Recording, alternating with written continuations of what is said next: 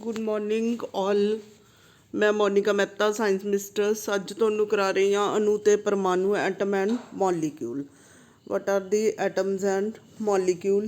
Atom is the smallest part of the matter that contains occupies some mass and having charge.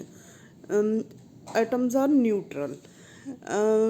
ਇਹ consider ਕੀਤਾ ਜਾਂਦਾ ਹੈ ਕਿ atoms ਜਿਹੜੇ ਹੈਗੇ ਆ ਸੈਂਟਰ 'ਚ ਪੋਜ਼ੀਟਿਵ ਚਾਰਜ ਹੈ, ਔਰ ਇਲੈਕਟਰੋਨਸ ਜਿਹੜੇ ਆ ਉਹ ਕੀ ਹੈ ਸਰਾਊਂਡ ਦੀ ਨਿਊਕਲੀਅਸ ਰਿਵੋਲਵ ਕਰ ਰਹੇ ਆ। Now this is the theory and history we will do in another topic.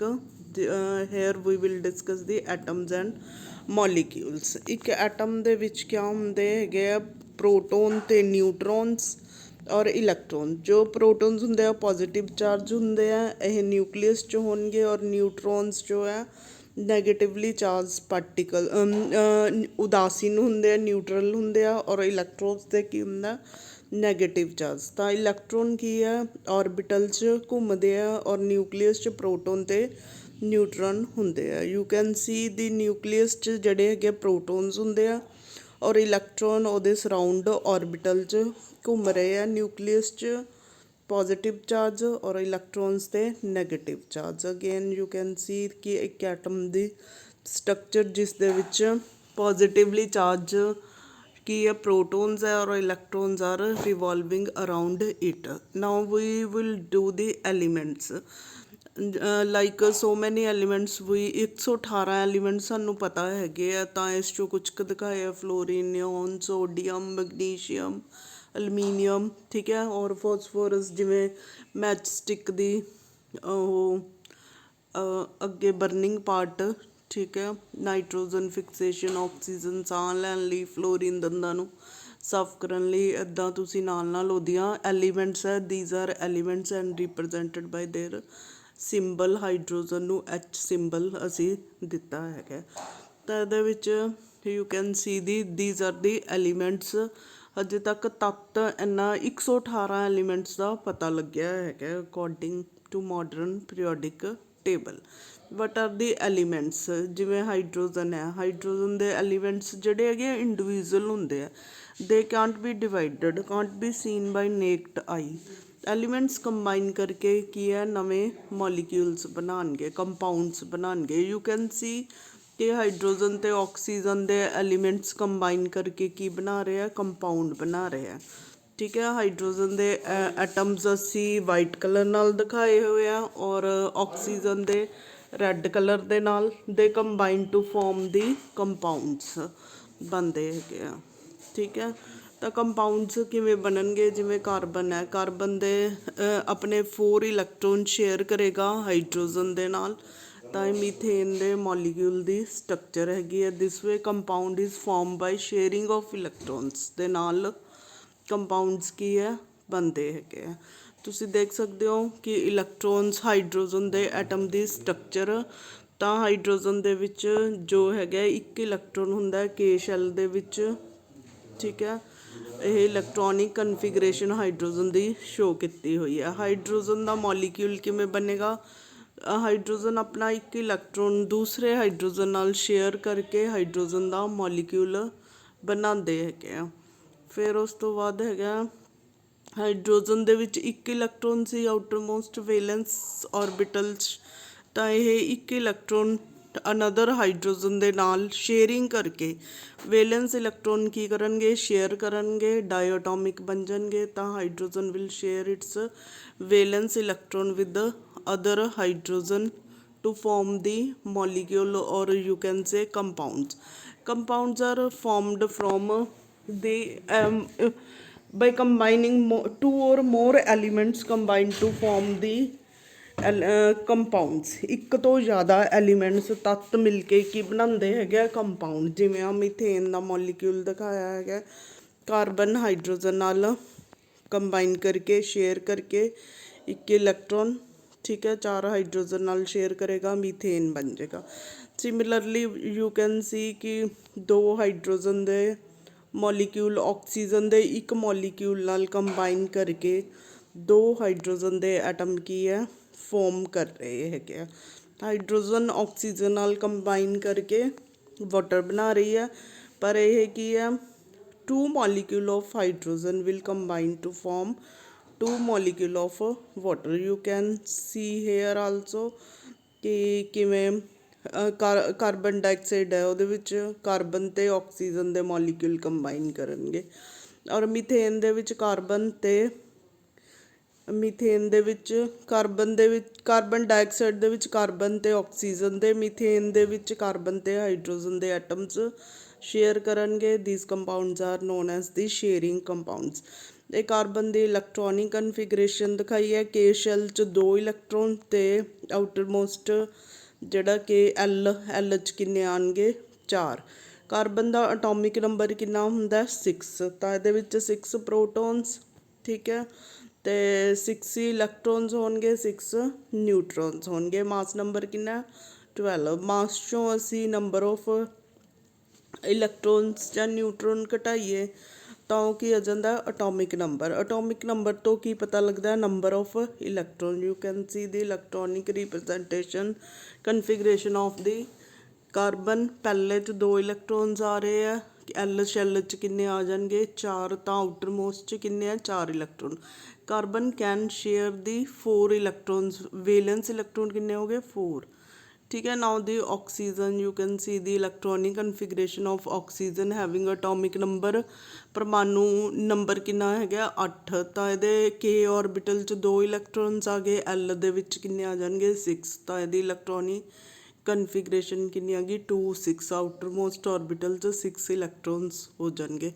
Similarly sodium 281 having atomic number 11, ਕੇ 'ਚ 2, ਐਲ 'ਚ 8 ਅਤੇ 1 ਇਲੈਕਟ੍ਰੋਨ ਐਮ ਔਰਬਿਟਲ 'ਚ ਆ ਜਾਏਗਾ। ਇੱਦਾਂ ਇਹਨਾਂ ਦੀ ਤੁਸੀਂ ਇਲੈਕਟ੍ਰੋਨਿਕ ਕਨਫੀਗਰੇਸ਼ਨ ਲਿਖ ਸਕਦੇ ਹੋ, ਠੀਕ ਹੈ। ਅਲਮੀਨੀਅਮ ਦਾ ਅਟੋਮਿਕ ਨੰਬਰ 13 ਹੁੰਦਾ, ਤਾਂ ਆਊਟਰ ਮੋਸਟ ਵੇਲੈਂਸ ਸ਼ੈਲ 'ਚ ਕਿੰਨੇ ਇਲੈਕਟ੍ਰੋਨਸ ਆ ਗਏ, 3, ਕੇ 'ਚ 2 ਹੈ, ਐਲ 'ਚ 8 ਅਤੇ ਐਮ 'ਚ 3 electron. This is the electronic configuration. How the compounds are formed, compounds are formed by loss of electron or gain of electron. Every atom wants to complete its octet. For the completion of its octet they have to lose or gain electrons. For example ਜਿਵੇਂ sodium ਹੈਗਾ, sodium ਦੇ ਆਊਟਰਮੋਸਟ 'ਚ ਕਿੰਨਾ ਹੈਗਾ, ਵੇਲੈਂਸ electron 1, ਅਤੇ chlorine ਦੇ ਵੇਲੈਂਸ electron ਕਿੰਨੇ ਆ, 7। Sodium will lose 1 electron to complete its octet, ਅਤੇ ਕਲੋਰੀਨ ਕੀ ਹੈ, 1 ਇਲੈਕਟ੍ਰੋਨ ਗੇਨ ਕਰ ਲੇਗਾ to complete its octet. This way sodium acquires the positive charge from the cation and chlorine ਤੇ ਕਿਆ ਆ ਜਾਏਗਾ, ਨੈਗੇਟਿਵ ਚਾਰਜ, ਠੀਕ ਹੈ। ਅਨਾਈਨ ਫਾਰਮ ਹੋਣਗੇ, both opposite equal and opposite charges will cancel each other, ਤਾਂ ਇਹ ਸੋਡੀਅਮ ਦੇ ਕੈਟਾਈਨ ਕਲੋਰਾਈਡ ਦੇ ਅਨਾਈਨ ਨਾਲ ਮਿਲ ਕੇ ਕਿਆ ਬਣਾ ਦੇਣਗੇ, ਸੋਲਟ ਬਣਾ ਦੇਣਗੇ। these are known as the ionic compound formed by gain ਔਰ ਲੋਸ ਆਫ ਇਲੈਕਟ੍ਰੋਨ, ਠੀਕ ਹੈ। ਸੋਡੀਅਮ ਨੇ 1 ਇਲੈਕਟ੍ਰੋਨ ਲੋਸ ਕੀਤਾ ਔਰ ਕਲੋਰੀਨ ਨੇ 1 ਇਲੈਕਟ੍ਰੋਨ ਗੇਨ ਕੀਤਾ। ਇਸ ਤਰ੍ਹਾਂ ਸੋਡੀਅਮ ਦੇ ਆਊਟਰਮੋਸਟ ਔਰਬਿਟਲ 'ਚ 8 ਇਲੈਕਟ੍ਰੋਨਸ ਹੋ ਗਏ, ਰਹਿ ਗਏ, ਅਤੇ ਕਲੋਰੀਨ ਦੇ ਵੀ 8 ਇਲੈਕਟ੍ਰੋਨਸ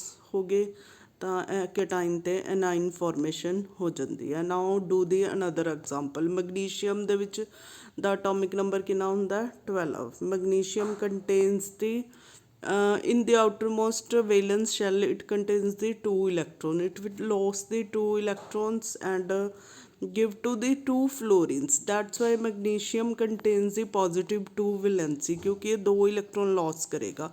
फ्लोरीन the outermost किन्ने electrons है, 7, they will gain 1 electron.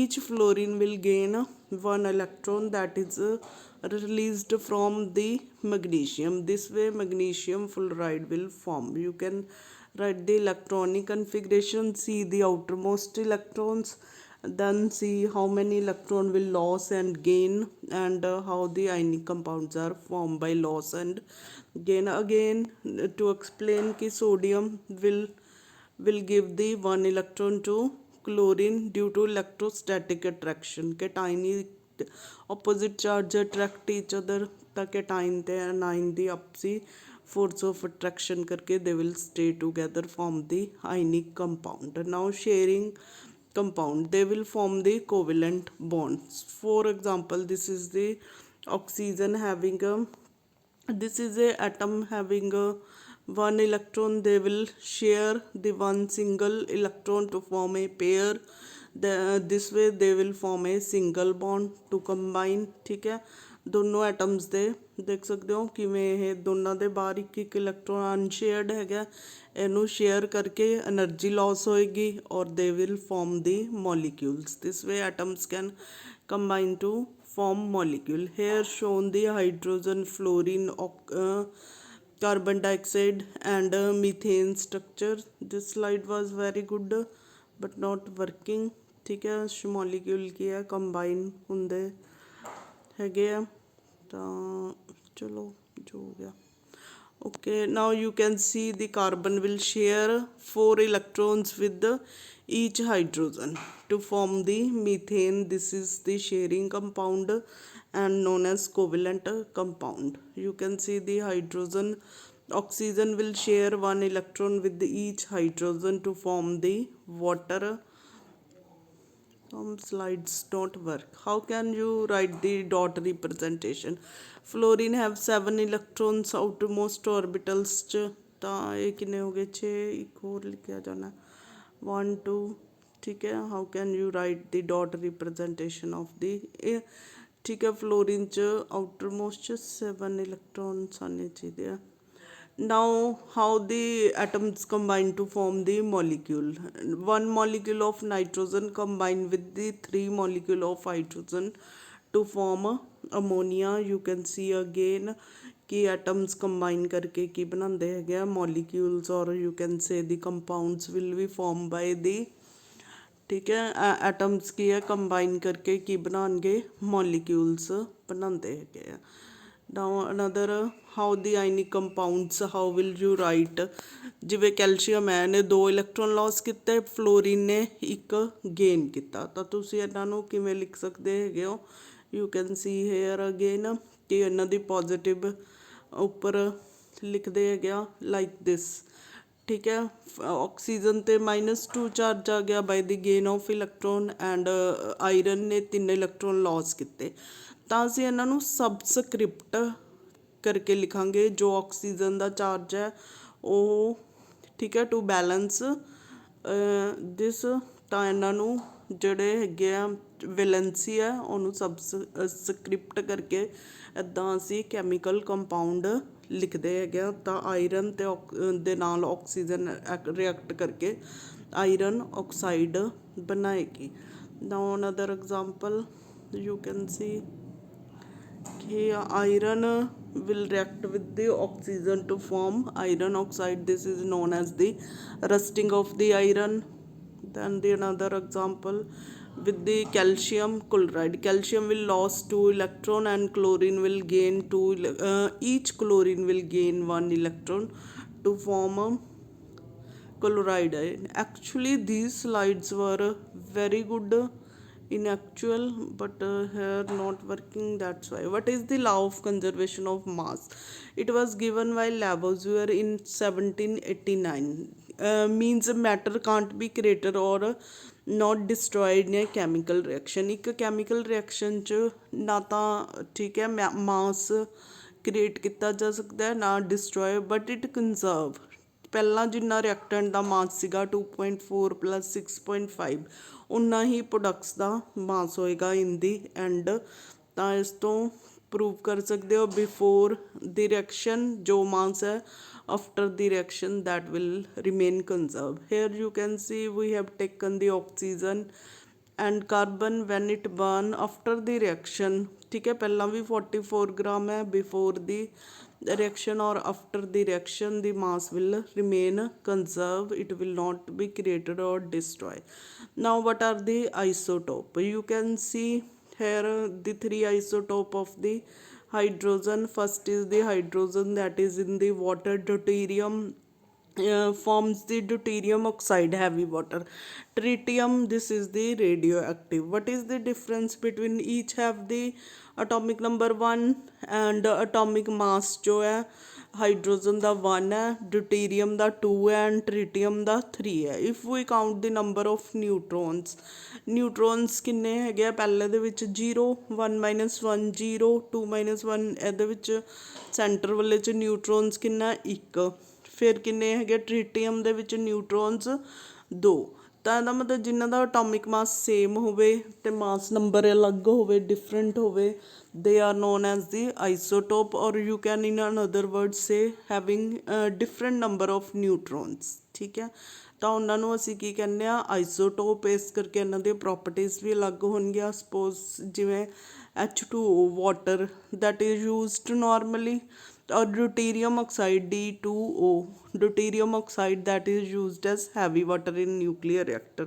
ਔਰ ਇੱਕ ਨਿਊਟਰੋਨ ਦੇ ਨਾਲ ਹੀ ਪ੍ਰੋਪਰਟੀਜ਼ ਚੇਂਜ ਹੋ ਗਿਆ। ਟ੍ਰੀਟੀਅਮ ਜਿਹੜਾ ਹੁੰਦਾ ਰੇਡੀਓ ਐਕਟਿਵ ਰੇਅਰ ਸਬਸਟੈਂਸਿਸ ਹੈ। This way you can see the isotope of the carbons in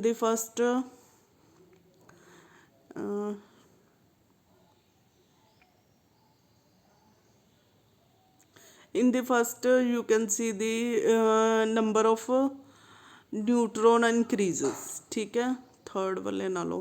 तो this was the topic about atoms, electronic configuration, atomic mass, atomic number, and how the electrons revolve around the positive centered nucleus, and matter is composed of all atoms combine to form the molecule। Thank you for watching the video।